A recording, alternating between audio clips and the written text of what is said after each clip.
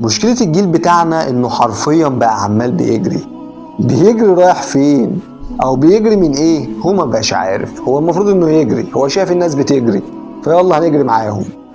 طيب لما نيجي نبص هنلاقي ان احنا بنجري ورا استقرار مادي وعايز اعمل ثروة، بنجري ورا الشيب الكويس والصحة الكويسة، بنجري ورا العلاقات والشد والجذب، بنجري ورا الطموح والسعي ومش عارف ايه. احنا عمالين نجري، مش ماشيين براحتنا او مش ماشيين بهدوء واحنا بنسعى. مع اننا يا معلم لو جينا بصينا لاكتر من 1400 سنة لورا هنلاقي ان سيدنا محمد قال لنا حاجة كده بتورينا هي نفسنا دي عاملة ازاي. بيقول لك ان ابن ادم لو ربنا اداه وادي من الذهب هيسأل ربنا والوادي التاني فين؟ وفعلا ابن ادم مش هيملى عليه الا التراب. لو ركزت يا حبيب قلبي هتلاقي ان حرفيا ذكر الموت في يومك ممكن ما يجيش اصلا، الا لو قابلت بوست بالصدفة ان حد اتوفى، الا بعد كام يوم لو قابلت حد برضو اتوفى مثلا حد بيتكلم عنه. فتلاقي ان برضو انت تجاهلت وصية سيدنا محمد لينا ان احنا نكثر من ذكر هادم اللذات اللي هو الموت.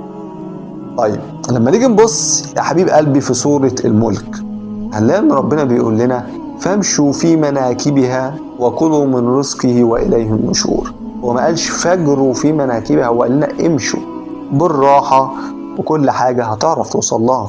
بلاش حرفيا الدنيا تاخدك في حتة من حب ملذاتها والامور اللي فيها لدرجة والله ما هتعرف ترجع. هتخليك دايما عايش في صراع، هتخليك دايما حاسس ان في حاجة ناقصاك.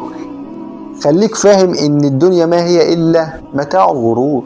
انت بتستمتع ببعض الحاجات اللي ربنا احلها ليك بس بالشكل اللي يرضي ربنا بهدوء.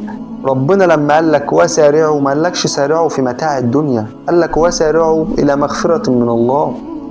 فده سارع فيه، اجري في طاعة ربنا، اجري في الخير، الحاجة اللي تقربني من ربنا اكتر. لكن ان انا افضل احرق في نفسي وافضل اجري علشان حاجات كلها ما هي الا من متاع الدنيا اللي لا قدر الله، ودي حقيقة كلنا هنموت. لو انا دلوقتي مت دلوقتي انا استفدت ايه؟ انا بسعى وبحاول ان انا استمتع باللي ربنا مديهولي دلوقتي وموفرهولي، وبحاول اعمل حاجة بس بالراحة. انا مش مطالب ان انا افضل اجري وخلاص زي الحمار. انا مش معمي، انا مش اعمى ولا